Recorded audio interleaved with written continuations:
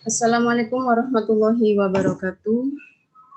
Para mahasiswaku, segala puji dan syukur kita limpahkan kepada Allah Subhanahu wa Ta'ala, karena atas rahmat dan hidayahnya kita bisa bertemu pada kuliah pertama kita. Saya sebagai dosen pengampu mata kuliah Bahasa Indonesia, di pertemuan pertama kali ini saya akan menjelaskan sedikit tentang mata kuliah Bahasa Indonesia dan akan menjelaskan tentang kontrak pembelajaran Bahasa Indonesia selama 1 semester ke depan. Baik, selanjutnya kita mulai dengan pentingkah mata kuliah Bahasa Indonesia harus diajarkan di perguruan tinggi? Jawabannya iya. Kenapa? Pertama, karena kita sendiri tinggal di Indonesia dan sebagai warga negara Indonesia. Bahasa Indonesia adalah bahasa nasional negara Indonesia yang merupakan bahasa pemersatu. Kenapa dikatakan bahasa pemersatu? Karena kita hidup di budaya yang berbeda-beda dan bahasa yang berbeda-beda. Makanya bahasa Indonesia sebagai bahasa pemersatu bangsa. Bahasa Indonesia sudah diajarkan sejak tingkat SD, SMP, dan SMA. Kemudian, bahasa Indonesia sebagai panduan untuk menyusun dan menggunakan tata bahasa yang baik dan benar dalam komunikasi ilmiah, seperti penyusunan skripsi, penyusunan tesis, penyusunan disertasi, serta laporan praktikum, dan lain sebagainya. Selain itu, mempelajari bahasa Indonesia bagi mahasiswa di universitas, sama halnya seperti mempelajari mata pelajaran bahasa Indonesia di SMA. Namun, pembahasan di universitas lebih spesifik dan mendalam, dan sebagian besar mahasiswa masih tetap ingin mempelajari bahasa Indonesia karena mereka mampu bertata bahasa dengan baik dan benar, bukan? Nah, alasan inilah yang membuat Dirjen Depdiknas RI memutuskan atau memasukkan bahasa Indonesia sebagai salah satu mata kuliah yang wajib diajarkan di seluruh perguruan tinggi dan seluruh jurusan. Tujuannya untuk mengasah kemampuan berbahasa dan mengembangkan kepribadian para mahasiswa. Sudah menjadi suatu kewajiban bagi kita selaku warga negara Indonesia untuk menguasai dan menerapkan bahasa Indonesia dalam kehidupan sehari-hari dengan baik dan benar, sehingga bahasa Indonesia ini dapat terjaga keasliannya. Untuk itu, di dalam mata kuliah bahasa Indonesia, kita pasti mempelajari dan memahami arti pentingnya tata bahasa dan ejaan yang disempurnakan, atau yang sering disebut EYD, dalam pembuatan karya ilmiah dan sejenisnya. Kita harus bisa menggunakan diksi-diksi yang baik dan kalimat yang efektif sesuai jenjang pendidikan dalam suatu karya ilmiah. Penggunaan bahasa memiliki arti yang sangat penting. Bahasa adalah alat komunikasi lingual manusia, baik secara lisan maupun tertulis. Nah, untuk penggunaan bahasa dalam suatu karya ilmiah berarti menitik beratkan suatu bahasa sebagai alat komunikasi berupa tulisan. Karena itu, penggunaan bahasa dalam karya ilmiah sangatlah penting. Pengertian dari karya ilmiah sendiri adalah laporan tertulis yang dipublikasi dan memaparkan hasil penelitian atau pengkajian yang telah dilakukan oleh seseorang atau sebuah tim dengan memenuhi kaidah dan etika keilmuan. Terdapat berbagai jenis karangan ilmiah antara lain laporan penelitian, makalah seminar atau simposium, artikel, jurnal, yang pada dasarnya kesemuanya itu merupakan produk dari kegiatan ilmuwan. Nah, untuk di tingkatan perguruan tinggi, khususnya jenjang S1, mahasiswa dilatih untuk menghasilkan karya ilmiah, seperti makalah, laporan praktikum, dan skripsi atau tugas akhir. Yang disebut tugas akhir umumnya merupakan laporan penelitian berskala kecil tetapi dilakukan cukup mendalam. Sementara itu, makalah yang ditugaskan kepada mahasiswa lebih merupakan simpulan dan pemikiran ilmiah mahasiswa berdasarkan penelaahan terhadap karya-karya ilmiah atau jurnal yang ditulis oleh pakar-pakar dalam bidang persoalan yang dipelajari. Penyusunan laporan praktikum ditugaskan kepada mahasiswa sebagai wahana untuk mengembangkan kemampuan penyusunan laporan penelitian. Nah, pada tahap ini saya akan menjelaskan tentang kontrak belajar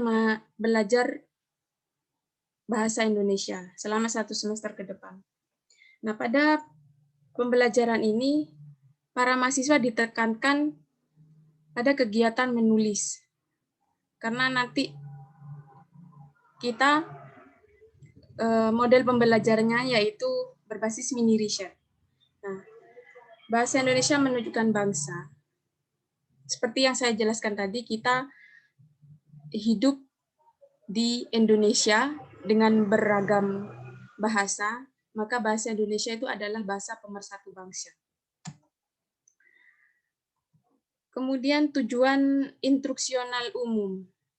Dengan memahami sejarah dan fungsi bahasa Indonesia, mahasiswa memiliki penghargaan yang tinggi dan dapat menggunakan bahasa Indonesia secara sesuai fungsi dan kedudukannya. Tujuan instruksional khusus yaitu menjelaskan sejarah, fungsi, dan kedudukan bahasa Indonesia. Yang kedua, berbahasa Indonesia dengan baik dan benar sesuai fungsi dan kedudukannya. Ketiga, menghargai bahasa Indonesia sesuai jati diri bangsa Indonesia. Ini merupakan RPS, rancangan pembelajaran per semester. Yaitu CPL, capaian pembelajaran yang pertama, menjelaskan perkembangan bahasa Indonesia, kedudukan dan fungsi bahasa Indonesia. Yang kedua, menggunakan ragam bahasa lisan dan tulisan sesuai konteks. Yang ketiga, mengkritik dan mengaudit penulisnya yang tidak sesuai dengan ejaan yang disempurnakan. Yang keempat, memilih diksi atau pilihan kata berdasarkan topik karangan. Yang kelima, menyusun kalimat efektif, logis, dan sesuai kaidah. Dan yang keenam, mengembangkan paragraf akademik. Yang ketujuh, mengaplikasikan penalaran dalam mengorganisasikan karangan. Yang kedelapan, menentukan topik karangan ilmiah yang baik. Yang kesembilan, mengaplikasikan konvensi naskah karya ilmiah. Yang kesepuluh, membuat karangan karya ilmiah sederhana. Dan yang terakhir, menyusun pengutipan dan daftar pustaka. Untuk deskripsi mata kuliah Bahasa Indonesia ini, yaitu Bahasa Indonesia menjadi salah satu instrumen membangun kepribadian mahasiswa menuju terbentuknya insan terpelajar yang mahir berkomunikasi dalam bahasa Indonesia. Mata kuliah Bahasa Indonesia diharapkan dapat membantu mahasiswa memantapkan kepribadiannya agar secara konsisten mampu mewujudkan nilai-nilai dasar cinta tanah air, kebangsaan, dan kebudayaan Indonesia. Dalam ranah akademik, mahasiswa diharapkan mampu menguasai, menerapkan, dan mengembangkan ilmu pengetahuan, teknologi, dan seni dengan rasa bertanggung jawab melalui bahasa Indonesia secara formal dan ragam ilmiah.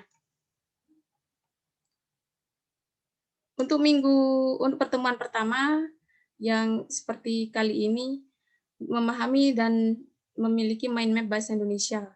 Materi pokoknya yaitu menjelaskan kontrak belajar. Ini nilai bobotnya 5%. Pertemuan kedua yaitu menjelaskan perkembangan bahasa Indonesia, kedudukan dan fungsi bahasa Indonesia. Nah, untuk metode pembelajaran dalam bahasa Indonesia ini, yang pertama, presentasi berdiskusi melalui MOOC. Yang kedua, pembelajaran berbasis proyek. Yang ketiga, pembelajaran berbasis masalah. Dan yang keempat, pembelajaran berbasis brainwave teknologi. Pengalaman belajar yang diperoleh, yang pertama, kuliah berbasis MOOC. Yang kedua, mini riset. Dan yang ketiga, praktik. Untuk pertemuan yang ketiga, mahasiswa dapat menggunakan ragam bahasa lisan dan tulisan sesuai konteks. Indikatornya, mahasiswa mampu menguraikan dan menjelaskan ragam bahasa baku tulisan. Ini semua. Nilai bobotnya 5%. Yang keempat, mengkritik dan mengaudit penulisan ejaan yang disempurnakan. Sama. Ini bobotnya 5%. Untuk Mahasiswa mampu menguraikan ejaan yang disempurnakan menggunakan paragraf, menulis huruf, penulisan tanda baca. Yang kelima, dapat mengkritik dan mengaudit penulisan yang tidak sesuai dengan ejaan yang disempurnakan. Untuk model pembelajarannya masih sama untuk presentasi, diskusi berbasis MOOC, kuliah berbasis MOOC. Jam pelajarannya 2 kali 50 menit. Di pertemuan ke-8 nanti ada UTS. UTS ini bobotnya 10%. Setelah itu, di pertemuan ke-10, mahasiswa mampu meneliti, menemukan data, dan memahami konsep kalimat. Nah, untuk pertemuan ke-11 dan selanjutnya, ini mulai menyusun karya ilmiah. Dan di pertemuan yang ke-16 nanti baru diadakan UAS, bobotnya 10%. Semua pertemuan dalam semester ini ada 16. Ada 16 pertemuan, di pertemuan ke-8 ada UTS, dan di pertemuan ke-16 ada UAS. Nah, setelah itu kemudian tugas pertama. Setelah memahami kontrak belajar di atas, tuliskan data diri Anda dan ceritakan pengalaman menyenangkan dan tidak menyenangkan bagi Anda dalam belajar bahasa Indonesia. Tulislah dalam bentuk paragraf yang menggunakan bahasa Indonesia yang baik dan benar sesuai dengan kaidah bahasa Indonesia. Baik, kita tutup pertemuan ini dengan bacaan basmalah. Bismillahirrahmanirrahim. Semoga materi yang saya sampaikan dapat diterima dengan baik oleh para mahasiswa. Dan terima kasih saya ucapkan. Wassalamualaikum warahmatullahi wabarakatuh.